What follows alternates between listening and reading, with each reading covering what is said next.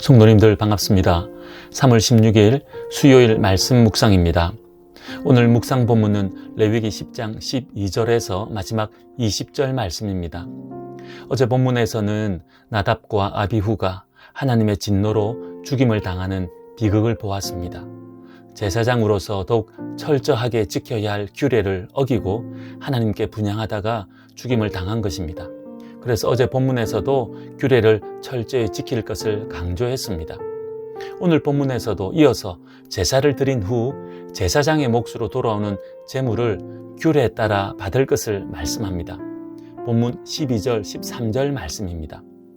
모세가 아론과 그 남은 아들 엘르아살에게와 이다말에게 이르되 여호와께 드린 화제물 중 소재의 남은 것은 지극히 거룩하니 너희는 그것을 취하여 누룩을 넣지 말고 제단 곁에서 먹되 이는 여호와의 화제물 중 내 소득과 내 아들들의 소득인즉 너희는 그것을 거룩한 곳에서 먹으라. 내가 명령을 받았느니라. 소재물 중 제사장의 몫을 거룩한 곳인 제단 곁에서 먹으라고 명령합니다.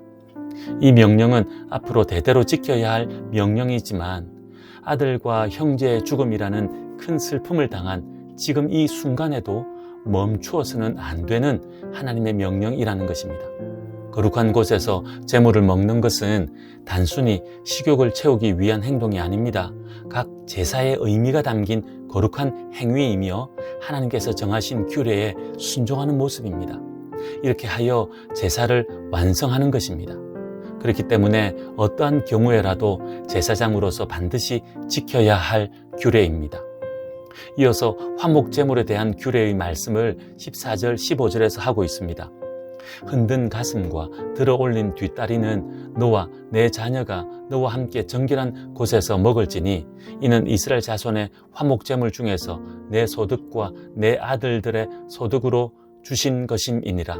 그 들어올린 뒷다리와 흔든 가슴을 화제물의 기름과 함께 가져다가 여호와 앞에 흔들어 요제를 삼을지니 이는 여호와의 명령대로 너와 내 자손의 영원한 소득이니라.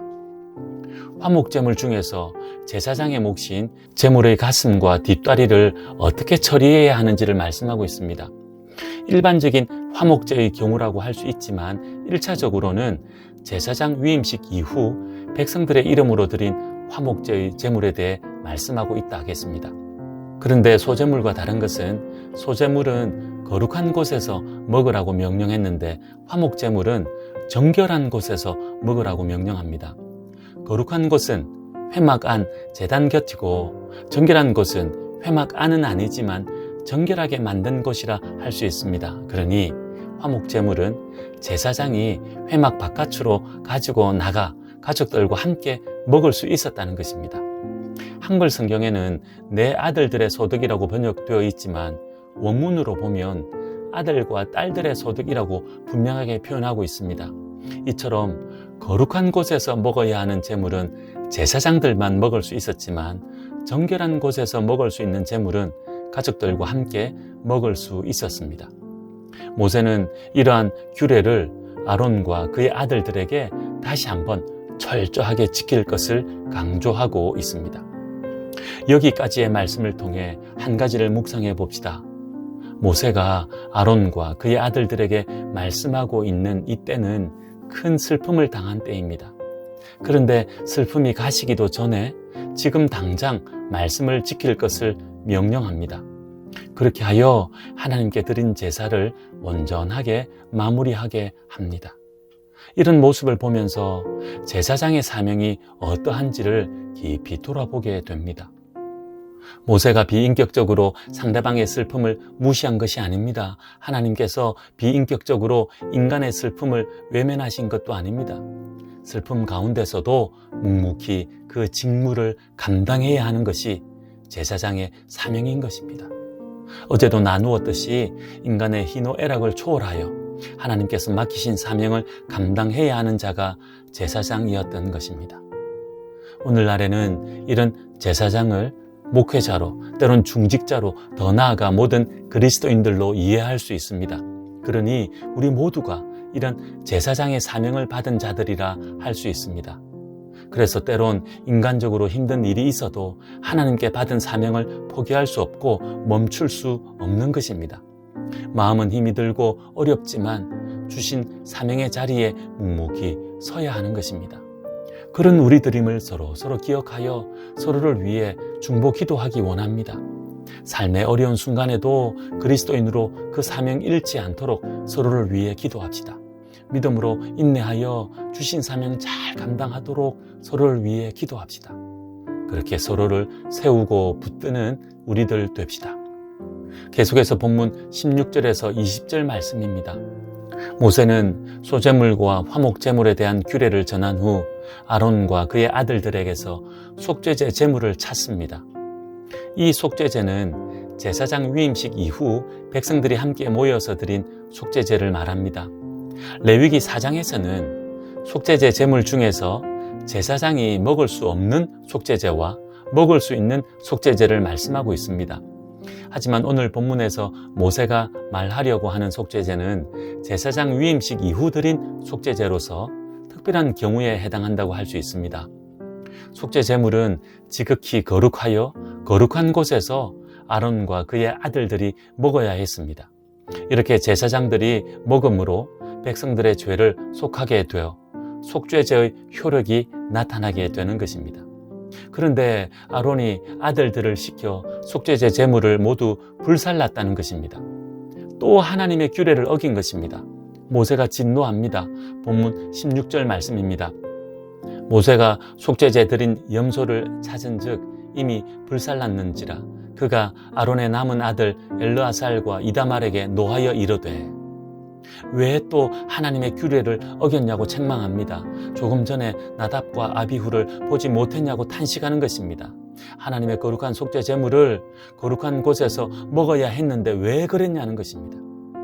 이렇게 진노하는 모세에게 아론이 대답합니다. 본문 19절 말씀입니다. 아론이 모세에게 이르되, 오늘 그들이 그 속죄제와 번제를 여호와께 드렸어도 이런 일이 내게 임하였거늘 오늘 내가 속죄 제물을 먹었더라면 여호와께서 어찌 좋게 여기셨으리요. 무슨 대답입니까? 아론은 자신의 죄를 인정하고 시인하고 있습니다.